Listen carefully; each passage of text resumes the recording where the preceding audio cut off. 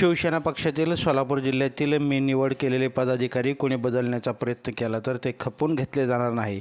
ते बदलले तर याद राखा, असा इशारा शिवसेनेचे सचिव संपर्क नेते संजीव माशिलकर यांनी दिला आहे. लोकसभा निवडणुकीच्या पार्श्वभूमीवर मोडनिंब येथील ओंकार पॅलेसमध्ये पार पडलेल्या माढा तालुका प्रमुख पदाधिकाऱ्यांच्या आढावा बैठकीत ते बोलत होते. याप्रसंगी सोलापूर लोकसभा संपर्क प्रमुख महेश साठे, शिवसेना जिल्हा प्रमुख महेश चिवटे, युवासेना जिल्हा प्रमुख प्रियदर्शन साठे, कुर्डवाडी शहर प्रमुख समाधान दास, शिवसेना युवासेना माढा तालुका प्रमुख वैभव मोरेसह पदाधिकारी उपस्थित होते. पुढे बोलताना ते म्हणाले की विकास कामाच्या बाबतीत आपण मागाल तेवढा निधी देण्याचं काम संवेदनशील मुख्यमंत्री एकनाथ शिंदे करतील. आम्ही याबाबत कुठेही कमी पडणार नसून यापुढे पदाधिकाऱ्यांना निश्चितपणे पक्षाकडून सामाजिक कामे करत असताना ताकद दिली जाईल, याबाबत कुणी शंका बाळगू नये, असे म्हणत वैभव मोरेसारखा कार्यकर्ता लाभल्याने माढा तालुक्यातील प्रश्न सुटण्यास मदत होईल, अशी अपेक्षा त्यांनी व्यक्त केली.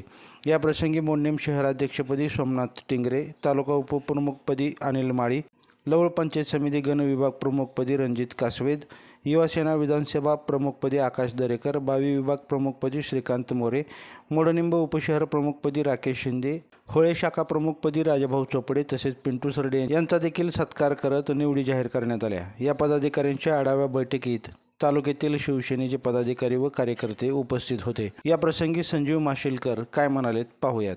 लाईव्ह महाराष्ट्र झोन न्यूजच्या यूट्यूब चॅनलला सबस्क्राईब करा, तसेच आमच्या फेसबुक पेजलाही फॉलो करा.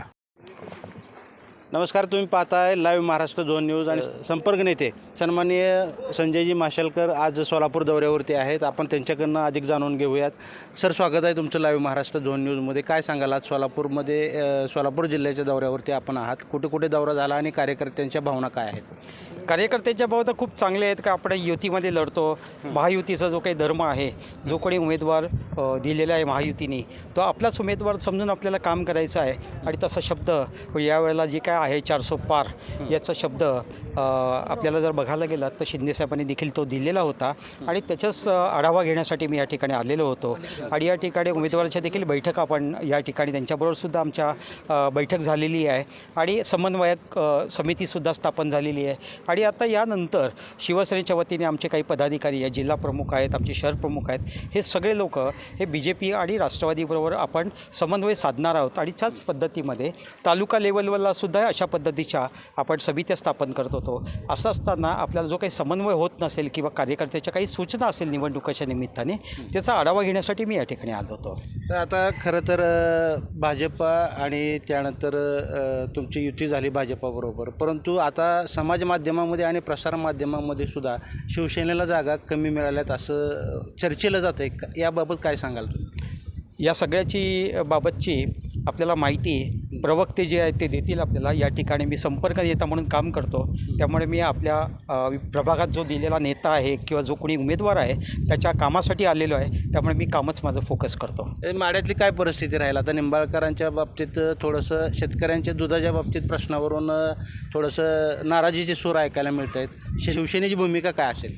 शिवसेनेची भूमिका ही नेहमीच लोकांच्या हितासाठी, लोकांचं जे काय आहे कल्याणकारी योजना आहे, या सगळ्या गोष्टी होत असताना काही गोष्टी ज्या आहेत त्या लगेच काही होत नसतात, की असं काही नाही की जादूची कांडी फिरवावी आणि आपण त्याच्यावरती त्यास लगेच पूर्ण व्हाव्या. पण निश्चितपणे आपण त्याच्यावरती मात करणार आहोत.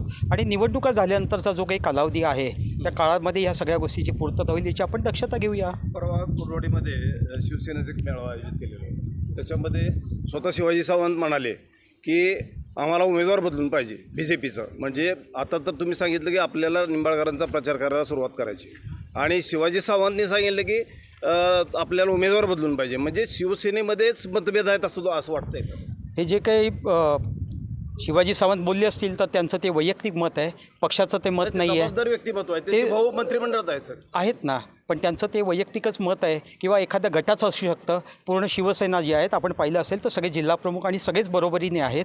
आणि सगळे एकनाथ शिंदे साहेबांच्या या शिवसेनेचे ते आदेश पाळणारे आहेत. त्यामुळे गटाच्या राजकारणामध्ये आम्हाला इंटरेस्ट देखील नाही आहेत. जे आमच्या बरोबर आहेत ते आमच्या बरोबरच चालतील.